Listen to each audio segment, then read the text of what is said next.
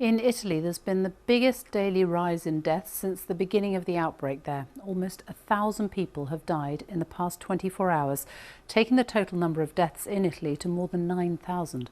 Well, Mark Lowen is in Rome for us tonight, and this huge increase is in a country that's been locked down now for more than 2 weeks. Yeah, really shocking figures, Sophie. It's like Italy is losing the equivalent of a village a day. 919 deaths in the past 24 hours.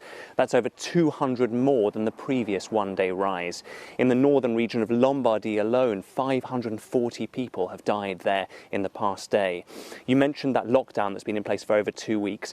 It is flattening the curve. The infection rate is slowing here, but the progress is slow and it is uneven, and the awful news just keeps on coming.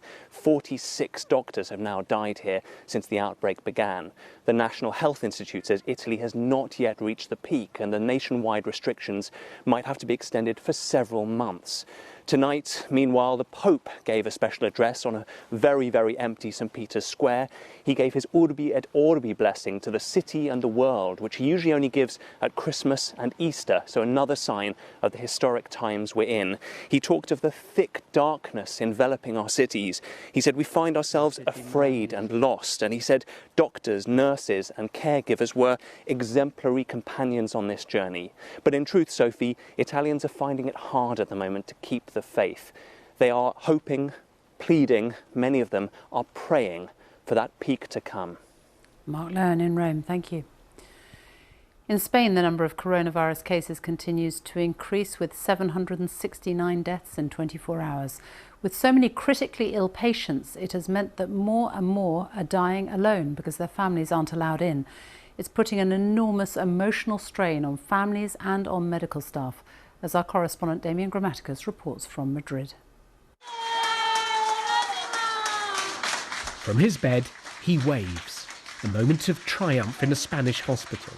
He's their first patient well enough to leave intensive care, but the medical staff are the only people there to see it. That's because every new virus patient brought in is immediately isolated from the outside world. Not even families are allowed to enter hospitals here, and Spain registered another 8,500 cases today. They are positive in COVID. It's the awful reality Esther Garcia is facing. She has COVID-19 and tried to isolate herself, but she thinks she may have infected both her parents, Maria Paz and Constantino, both now positive, both in hospital and beyond her reach. You cannot hug, you cannot kiss, you cannot see the other. And it's a situation of so many other people here. Esther's parents are being treated here in this hospital. It's one of the cruelest aspects of this outbreak, the rigorous separation that has to be enforced between the sick and everyone else. It's so contagious. This is where her parents were admitted. Many hospitals are at double their capacity. Staff don't have time to answer phones or update families. It's what happens when a health service is swamped. Spain didn't bring in its lockdown quickly enough or test enough people to track the virus's progress. So now people are dying in Spain's hospitals, hundreds and hundreds every day, not surrounded by loved ones, but isolated and alone.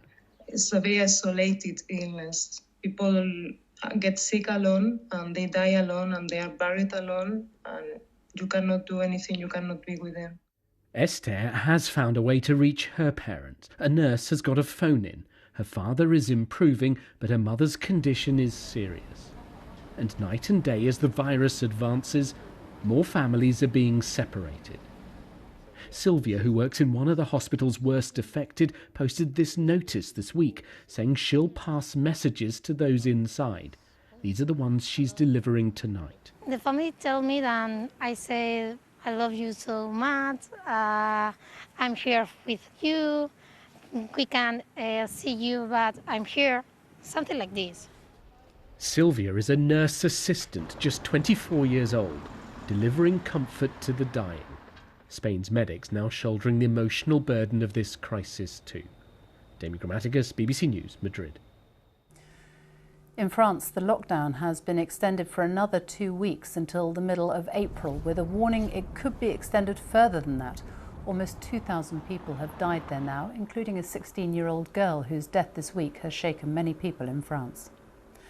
President Trump has signed into law a $2 trillion emergency spending package to relieve the impact of the coronavirus on the US economy. Millions of Americans have lost their jobs as a result of the crisis.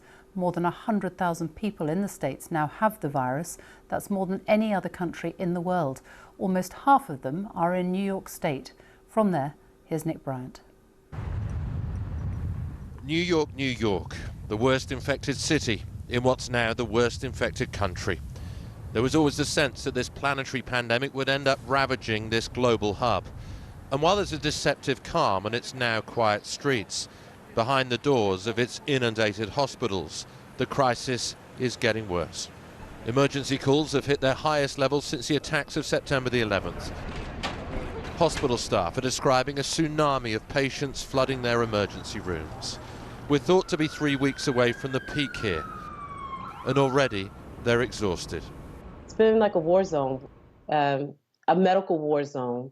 I'm working with limited resources, with the constant disparities and pain and suffering that we see, not only with those who are afflicted with the coronavirus, but also those who are coming in for trauma.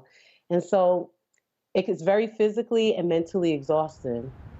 The very things that make New York so great have now made it vulnerable. Its vibrancy, the fact that it's such a melting pot. We're so dense, we're so together, which is what makes us special, gives us that New York energy, gives us that New York mojo.